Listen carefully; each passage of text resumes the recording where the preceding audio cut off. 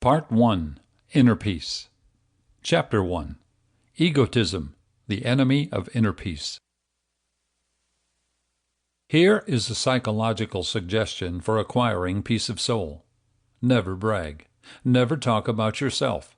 Never rush to first seats at table or in a theater. Never use people for your own advantage.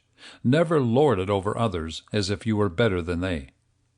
These are but a few popular ways of expressing the virtue of humility, which does not consist so much in humbling ourselves before others as it does in recognizing our own littleness in comparison to what we ought to be. The modern tendency is toward the affirmation of the ego, the exaltation of selfishness, riding roughshod over others in order to satisfy our own self-centeredness. It certainly has not produced much happiness, for the more the ego asserts itself, the more miserable it becomes. Humility, which gives preference to others, is not very popular today, principally because men have forgotten the greatness of God. By expanding our puny little self to the infinite, we have made the true infinity of God seem trivial.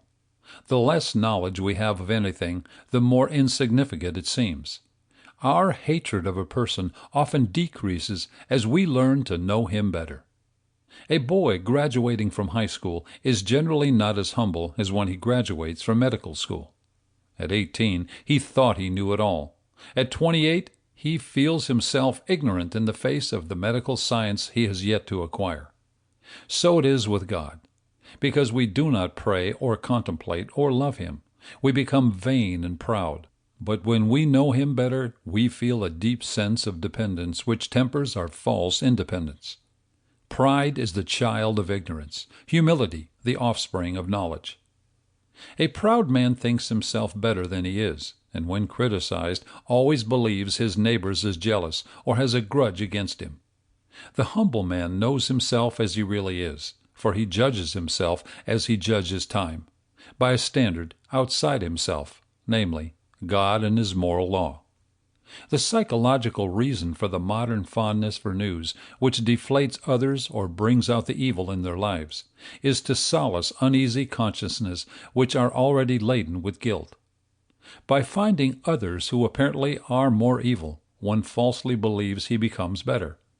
It used to be that the most popular biographies were the lives of good men for the sake of imitation, rather than scandals for the sake of making ourselves believe we are more virtuous. The pagan Plutarch said, "The virtues of great men serve me as a modern mirror in which I might adorn my own life." Humility as it relates to our fellow man is a golden mean between a blind reverence of others on the one hand and an overbearing insolence on the other. The humble man is not a rigid extractor of things to which he has no undoubted right. He is always ready to overlook the faults of others, knowing that he has so many. Neither is he greatly provoked at those slights which put vain persons out of patience, knowing that as he shows mercy to others, so shall he receive mercy from God. Before undertaking a task great or small, before making decisions, before beginning a journey, the humble man will acknowledge his dependence on God, and will invoke his guidance and his blessing on all his enterprises.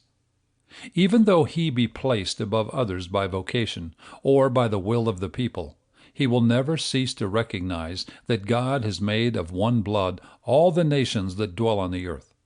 If he is very rich, he will not be a defender of the rights of the poor, without unloading his riches in their aid.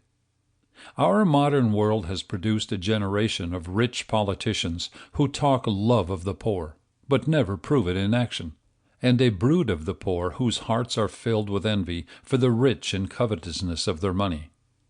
The rich man who is humble helps the poor rather than the revolutionists who use the poor to bomb their ways to Stalinist thrones. Another evidence of want of humility is in regard to knowledge. Scripture bids us, "Be wise unto sobriety." Humility moderates our estimates of what we know and will remind us that God gave to the wise more talents than others and more opportunities for developing those talents.